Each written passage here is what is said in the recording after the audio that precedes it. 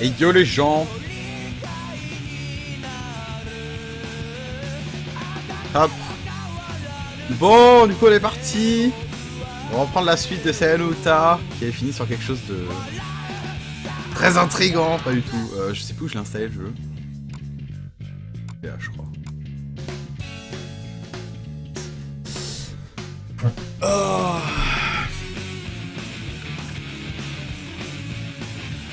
Ah, Carso qui veut savoir s'il a raison. Hein. Je peux la musique, hein, on va garder les superbes sons du jeu. Hein. Ah. Je voulais vraiment continuer, j'étais pressé de continuer en fait. Donc c'est pour ça, au lieu de le faire jeudi, je préférais le faire ça ce soir. J'avais vraiment envie de savoir la suite. Le son est méga bas ou c'est moi? J'ai envie de voir la suite, ah Carso. C'est super bas là. On verra. Alors, du coup, c'était... Ouais, la semaine dernière, charger cette partie, oui. Donc ça est fini sur... Étonnamment, moi aussi. Très bien. Ça avait fini sur la meuf, enfin la copine de l'autre, là, qui allait chez le héros, donc, et qui se faisait attaquer par un truc chelou. Ah, ah. Il reste combien d'heures? J'en sais rien du tout. Faudrait voir avec Cyanure. Je pense que lui pourrait dire à peu près combien de temps il reste. Mais elle se fait bouffer. Je me rappelle pas qu'elle se fait bouffer. Cyanure m'a dit la même chose. Cyanure m'a dit si elle se fait bouffer. Je lui dis mais non. J'ai pas souvenir qu'elle se fasse bouffer. Oh, bon. Ah, ma chroma galère de la bite là.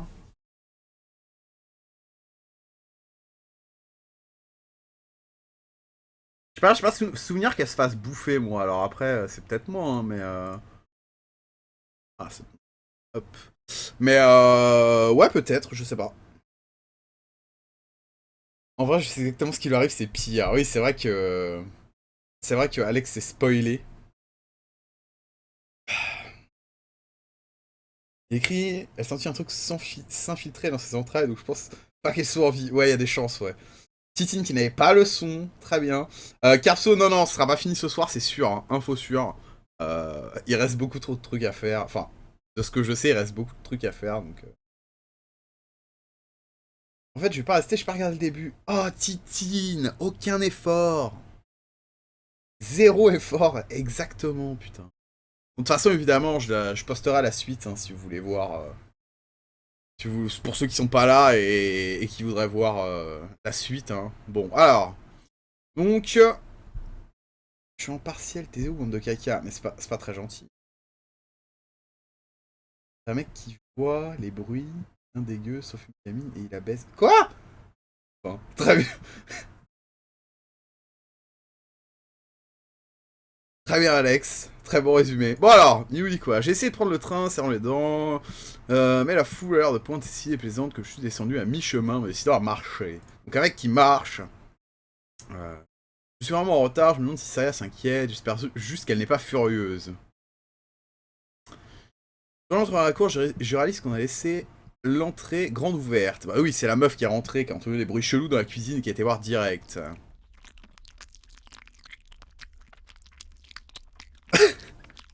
Ah, un petit bruit comme on les aime, hein.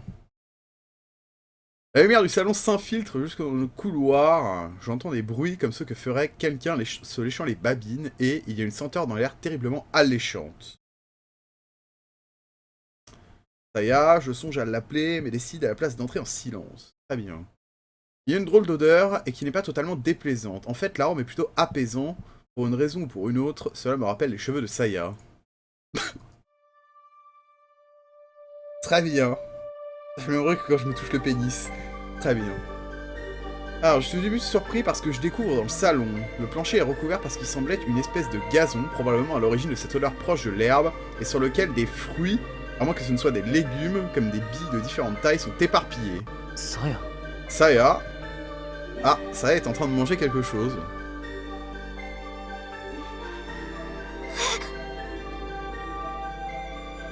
Elle se retourne, les yeux agrandis par la surprise, elle détourne le regard, penaude, comme une enfant prise en flagrant délit. Je l'ai dit. Qu'est-ce que tu manges? Miam miam du slime. これは C'est bien... その tellement trouvé que je me mettre pour elle. Me rappelant qu'elle n'a jamais mangé en face de moi auparavant, je me dis qu'elle doit être un peu embarrassée. J'ai l'impression d'avoir fait quelque chose d'affreux, comme si je m'étais comporté en voyeur. Chez la Ventry Pie, c'est ça. Et yo, Xiteni. Est-ce que je peux en avoir? Alors là, cette espèce de fruit qui se trouve le plus proche de moi et le porte à ma bouche, ignorant la tentative de Saya pour m'en empêcher. Cela a une étrange texture. C'est doux et malléable comme une pêche ou une poire. Quand je mords dedans avec mes molaires, un jus succulent me remplit la bouche combiné à une odeur très nette, très forte. C'est différent de tout ce que j'ai pu goûter jusqu'à présent. Je sais pourquoi j'ai baissé le son, c'est parce que c'est un peu fort. Enfin, je sais pas si pour vous c'est fort, mais en tout cas pour moi c'est un peu fort. Voilà. C'est la rate! Ça sert à rien la rate, très bien. Alors... Comment est-ce que tu prépares ça? Tu as utilisé un assaisonnement? 調理ってこと C'est pas compliqué, j'ai juste pris ce qu'il me fallait, je l'ai laissé s'attendrir un peu pour le rendre encore plus facile à manger, c'est pratiquement cru. Oh. Ça part dans un délire cannibale légumesque, très bien. En fait, j'ai déjà terminé ce jeu il y a un moment. Ah, Xiteli qui connaît, bah ne spoil pas, parce qu'il y en a plein qui connaissent pas, moi je ne connais pas non plus. Hein. Je connais juste l'histoire principale. Cyanure m'a masse racontée, mais il y a beaucoup de choses que je ne sais pas. Peut-être beaucoup trop à l'avoir fait, j'ai peur. Ah, il y a des chances, ouais, c'est un peu bizarre. Alors, je ramasse un morceau différent et qui se compose cette fois-ci d'une pulpe fruitée enrobant un noyau dur. En croquant un gros morceau, je trouve qu'il a un goût similaire au précédent. ね Ça va, c'est que それって j'ai resté en ninja, j'ai juste à faire goûter. Ok, pas de soucis.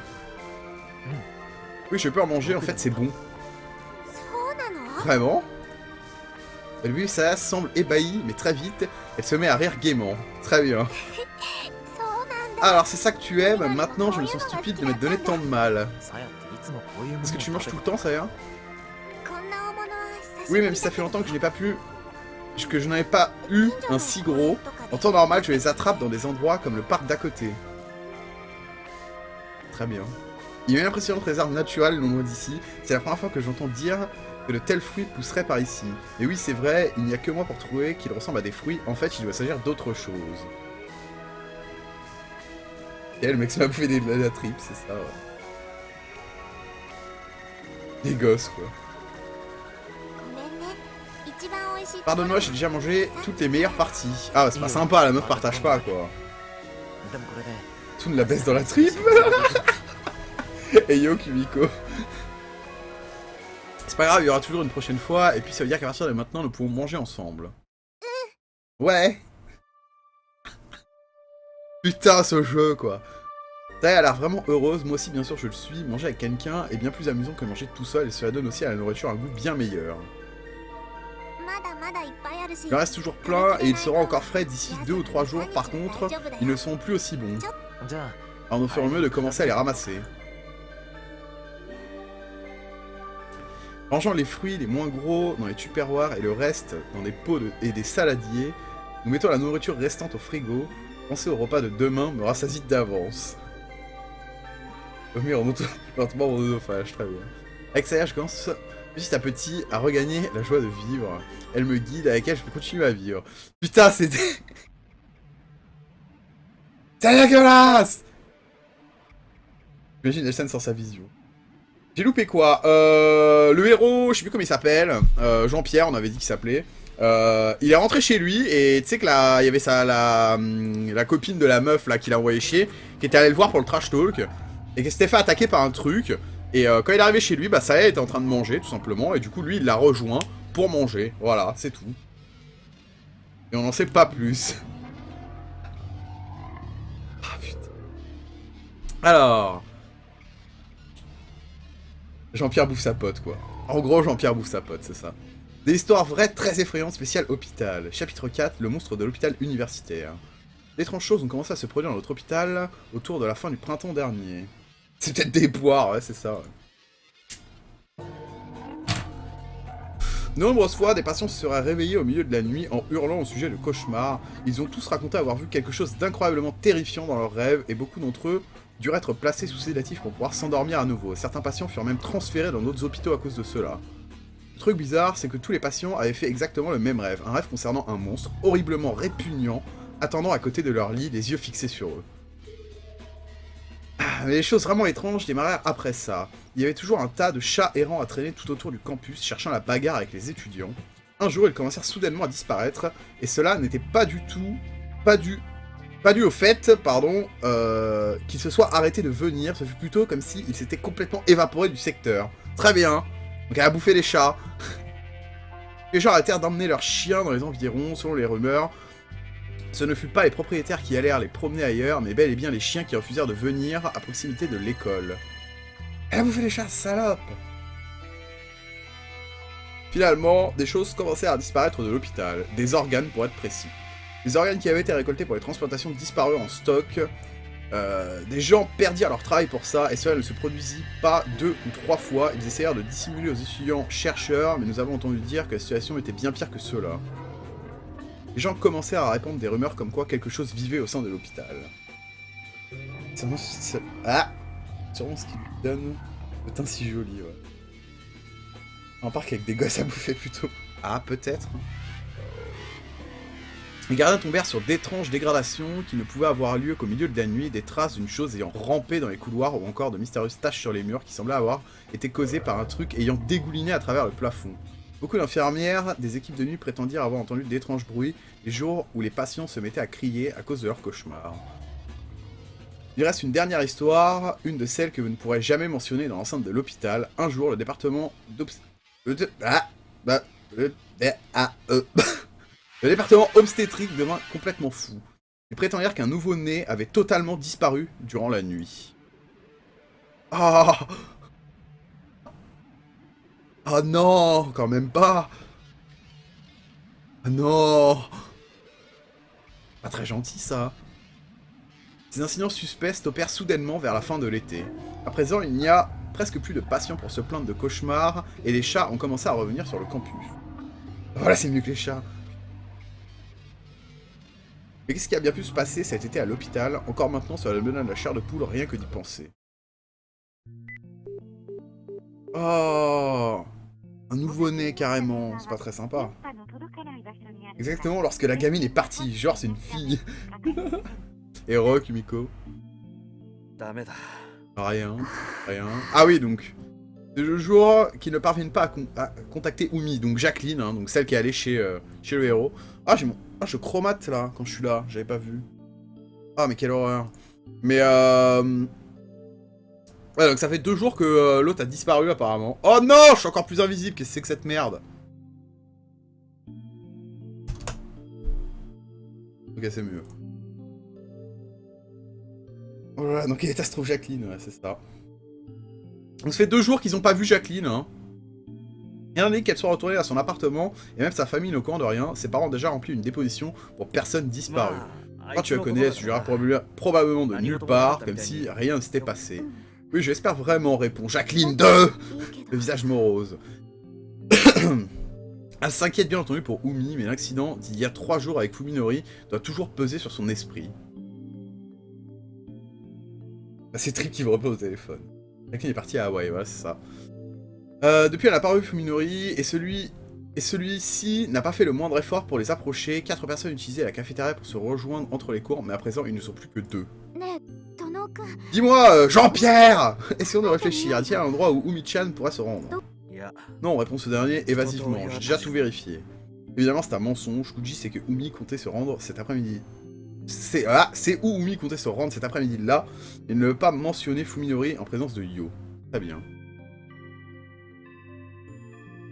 Ah, il va peut-être devoir les vérifier par lui-même. Hein.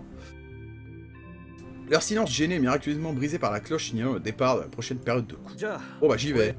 D'accord. Allez, salut! Ne se trompe pas, Yo est supposée avoir cours à cette heure-ci, mais elle continue à rester assise dans un état second. Très bien. Incapable de dire quoi que ce soit, c'est bien un contre-cœur qu'il quitte la cafétéria. Petite clochette et tout là. Disparition d'Umi et la dépression de Yo l'inquiète, en sachant que ces 2 problèmes pour lui ont la même importance. Mais qu'est-ce que Fuminori?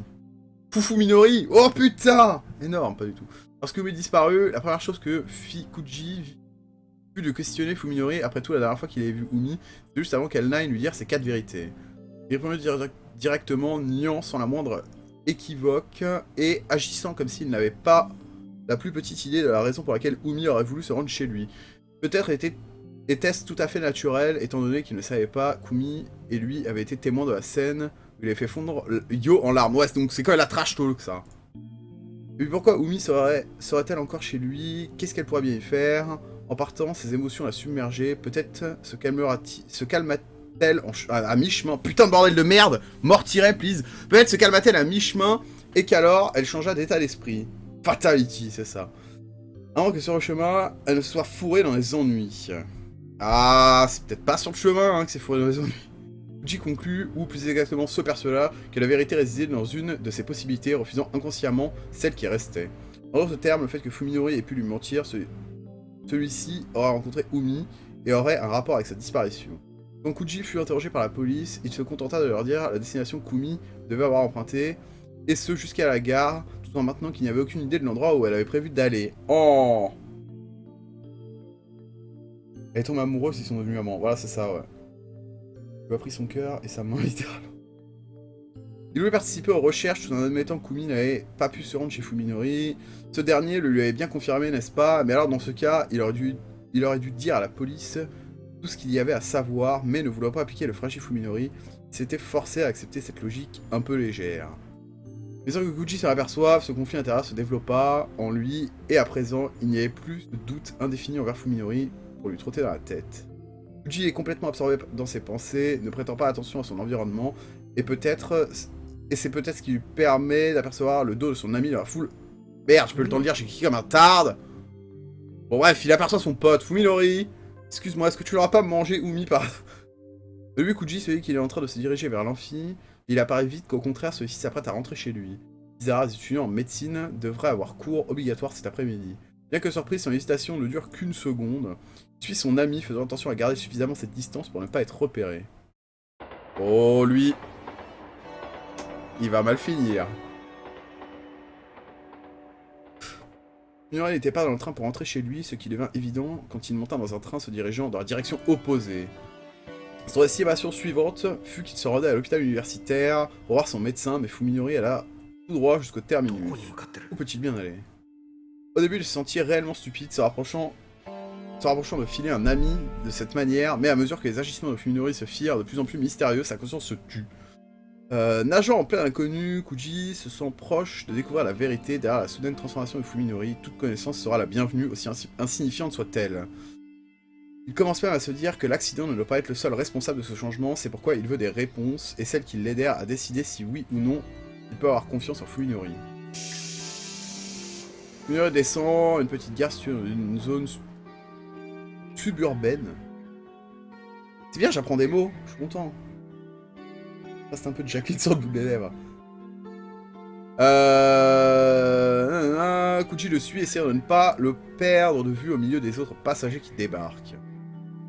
La gare n'a en face d'elle ni un rond-point, ni même une rue marchande. L'endroit est plutôt désolé, avec sa petite librairie, son convini et son marché. Il est facile de ne pas perdre Fuminori de vue. En banlieue, quoi. Oui, non, mais j'avais compris, Alex. Enfin... vu comme le mot était fait, c'était obvious, quoi. Les trucs, je savais même pas... C'était quoi? Je sais même plus. Sur la semaine dernière, le truc sur lequel j'ai buté, je savais même pas que ça se disait, ce truc-là, quoi. Fuminori semble connaître ses rues, et il est clair... Il n'a qu'un seul but, alors qu'il se presse à travers le voisinage résidentiel installé sur les collines. Le quartier est très pentu, et ça et là demeurent quelques escarpements, ainsi que quelques zones boisées qui ont échappé à l'assimilation. Kuji, qui a déménagé à Tokyo pour pouvoir suivre ses enseignements, est impressionné qu'un endroit aussi tranquille puisse exister à moins d'1 heure de route de la ville. Oui, je me rappelle plus. Ouais, non, mais il y avait un mot, genre, j'avais jamais vu, jamais entendu ça de ma life, quoi. Donc j'ai fait, ok, très bien, pourquoi pas. Alors, rapidement, Fuminori finit par atteindre une maison, sans sonner ou même frapper à la porte, qui disparaît à l'intérieur comme aspiré par le vide, laissant Kuji se demander ce qui fait que ce dernier puisse considérer cette maison comme s'il s'agissait de la sienne. Pour s'assurer que Fuminori n'allait pas revenir, Kuji s'approche de la grille d'entrée et examine la plaque nominative. Il n'a jamais entendu personne porter ce nom parmi les connaissances de Fuminori, puis ensuite, son attention est attirée par l'amoncellement de prospectus débordant la boîte aux lettres, qui, additionné au sentiment de délabrement du lieu, suggère que l'endroit est abandonné depuis longtemps. C'est quoi le nom? Ah! Un petit terrain de jeu situé à 2 pâtés de maison d'ici fournit un poste d'observation adéquat pour observer la façade des Ugai. Heureusement, cela n'a pas l'air d'être le genre de maison à posséder une sortie arrière. Donc c'est la maison du médecin, là, qui a disparu, le père de Saya. Enfin, soi-disant père de Saya. Se reprochant de ne pas avoir fait provision de cigarettes, Kuji s'assoit sur un banc pour commencer sa surveillance. Ah, le mec est déçu, il a plus de clope. 1 heure passe et toujours rien de nouveau, il n'y a aucun signe de mouvement autour de la résidence des Ugai, alors que le crépuscule s'établit sur le voisinage. Après être venu à bout de son paquet de cigarettes, la surveillance se transforme en une lutte contre une impatience... une lutte... Un mec qui meurt en une lutte contre une impatience croissante. Il tue le temps en composant le numéro d'Umi sur le téléphone, ainsi qu'en lui envoyant des courts textos, mais ses efforts restent vains, en sachant qu'il ne pouvait que l'être. Ah bah, est-ce qu'ils ont mangé le téléphone aussi? C'est ça la question. Il faut attendre que les ciels s'assombrissent et que les lampadaires s'allument, que Fuminori se décide à sortir de la résidence et se mette à filer vers la gare avec cette même foulée précipitée. Après une brève réflexion, Kuji décide qu'il vaut mieux fouiller la maison que continuer à filer Fuminori. Oh là, il va aller voir des choses cheloues, lui, je pense. Et puis sur la sonnette, histoire d'être sûr, recevant en retour un silence attendu, il vérifie une dernière fois que personne ne observe avant de tourner la poignée. La porte n'est pas fermée à clé. Nom nom nom du téléphone. Au moment où il pénètre dans la maison, un air épais et confiné remplit ses narines, évoquant la moisissure et la poussière. Cette odeur est caractéristique d'une maison qui n'a pas été touchée depuis longtemps. Il y a aussi dans l'air une légère allusion à quelque chose d'indescriptible, comme une réminiscence d'égout humide et de citerne fétide. Très bien, ça a l'air de sentir bon en tout cas. Appuyer sur l'interrupteur de la lumière ne donne rien, le courant doit être mort ou peut-être a-t-il été coupé. Kuji utilise son briquet pour éclairer autour de lui. Dans l'épaisse poussière recouvrant le plancher, de nombreuses traces de pieds faites récemment sont visibles. Des empreintes de chaussures, sans doute celles de Fuminori. Alors, faisant preuve du même manque de retenue, il entre aussi avec les siennes. Très bien. Oh, les mecs rentrent avec leurs chaussures, c'est tellement des rebelles. La flamme tremblotante du briquet repousse le silence de mort et l'obscurité de la maison. Il est étonné de voir qu'il subsiste des signes de vie. Tout dans le mobilier, de la vaisselle, aux appareils électroménagers est resté intact, rien ne semble manquer. L'épaisseur de la poussière donne à penser que la maison est vide depuis des mois, ce qui signifie que le propriétaire doit être parti avec à peine un peu plus que ses habits sur le dos. Se serait-il accordé un long congé? Le calendrier est arrêté à avril. Avril? C'est quand il a eu son accident, pas du tout. Enfin si, bon. Vide et silencieuse, exhibant encore des indices d'une vie passée, la maison lui évoque un navire reposant au fond de la mer, malgré la quiétude analogue à celle d'un cimetière. Putain, un cimetière. Oh putain, League of Legends, cimetière mercuriel, vite! Ta-da-da! Un mauvais pressentiment lui vient soudainement à l'esprit. Donc je vois que ma connexion est en train de mourir. 2 secondes, je fais un petit truc.